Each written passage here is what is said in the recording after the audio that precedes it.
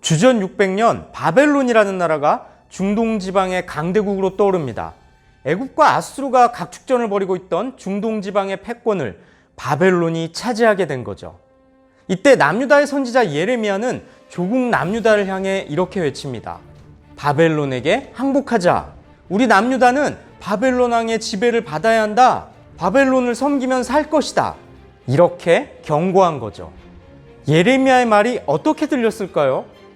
줏대 없는 겁쟁이의 말로 들리지 않았을까요? 나라 팔아먹겠다는 매국노의 말로 들렸을 겁니다.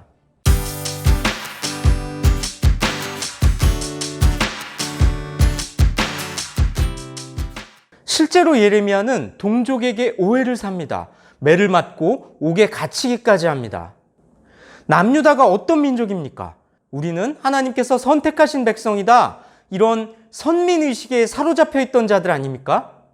바벨론한테 항복해야 산다는 말은 받아들이기 힘들었을 겁니다. 남유다 백성들의 자존심에 상처를 입혔던 거죠.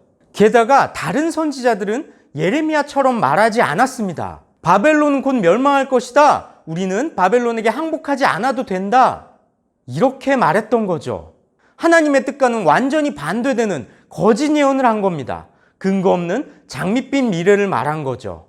남유다 백성들이 듣기에 예레미야의 말은 옹색하고 자존심 상하고 뭔가 꿍꿍이가 있는 게 아닐까 의심스러웠을 겁니다. 반면에 다른 선지자들의 말은 선민의식을 채워주는 시원한 메시지였겠죠. 그런데 문제는 당시 남유다 왕 시드기야를 비롯해 모든 백성들이 거짓 예언에 마음을 뺏겼다는 겁니다. 바벨론에 대항하는 쪽을 택한 거죠. 시드기야 왕은 반바벨론 정책을 펴니다.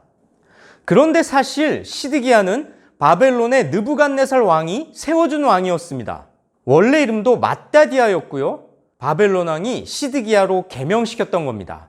선민 이스라엘의 왕 시드기야 입장에서는 자존심이 몹시 상해 있었을 겁니다. 멋지게 만회할 기회를 찾고 있었을 겁니다. 바벨론에게 저항함으로써 나라의 자주성을 회복하려는 시드기야의 시도는 얼핏 보기에 아주 진취적이고 백성들의 정서에 부합하는 것이었습니다. 아마 시드기야 입장에서는 정치적인 인기를 감안했을 수도 있었겠죠.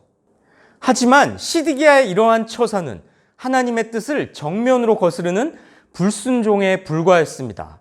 하나님의 뜻은 자기 백성 남유다를 70년 동안 바벨론의 지배 아래 두시겠다는 거였습니다. 그럼에도 불구하고 남유다 백성은 어설픈 자존심 때문에 바벨론에게 저항하고 맙니다. 거짓 선지자들의 잘못된 예언에 넘어가서 하나님의 뜻을 거역하고 만 거죠. 뭐가 진짜 하나님의 말씀인지 분별하지 못했던 겁니다. 그리고 마침내 바벨론의 침략을 받아서 주전 586년에 멸망해 버립니다.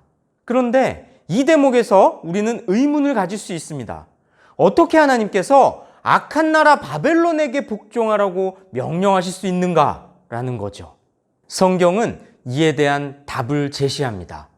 하나님께서는 이 땅을 다스릴 권세를 잠시 바벨론 왕에게 양도해 주신 겁니다. 하나님은 인간을 통해 세상을 운영하시는데 느부갓네살 왕에게 권위를 양도해 주심으로써 여전히 이 땅을 통치하시는 거지요. 복종의 기간도 한정적일 뿐입니다. 바벨론 왕은 한시적으로 섬길 뿐이라는 거죠.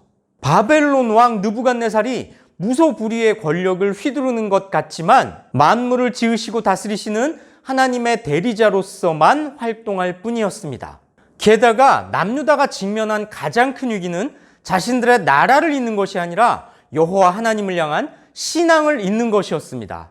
남유다는 자신들의 우상을 파괴하고 여호와 신앙을 회복해야 했습니다. 조국 남유다가 직면한 진짜 위기에 대해서 경고하고 여호와 하나님께 돌아오도록 촉구하는 것이 하나님의 뜻을 전하는 선지자 예레미야의 일이었습니다. 예레미야는 매국노가 아니라 하나님의 뜻을 정확하게 대언한 참 선지자이자 궁극적으로는 동족 남유다를 살리려는 뜨거운 가슴의 사람이었던 겁니다. 오늘 본문은 우리에게 거짓 교훈의 유혹에 넘어가지 않도록 영적인 분별력을 길러야 할 것을 교훈하고 있습니다. 우리는 어떻습니까? 남유다 백성이 하나님의 뜻을 전하는 예레미야를 핍박했던 것처럼 비판은 멀리하고 달콤한 격려와 위로의 말만 들으려고 하진 않나요? 남유다 백성들은 죄악에 물들어 있었기에 진짜 하나님의 뜻이 무엇인지를 분별하지 못했습니다. 그 때문에 단지 듣기 좋은 말이란 이유로 하나님의 뜻을 거부하고 거짓 예언을 따라갔습니다. 오늘날 우리는 무엇이 진리이고 무엇이 거짓인지 분별할 때에 하나님께서 주시는 회복의 은혜를 경험하게 될 것입니다. 듣기 좋은 말이 아니라 거북하고 불편할지라도 하나님의 뜻에 귀를 기울일 때 우리에게는 새로운 소망이 열려지게 됩니다.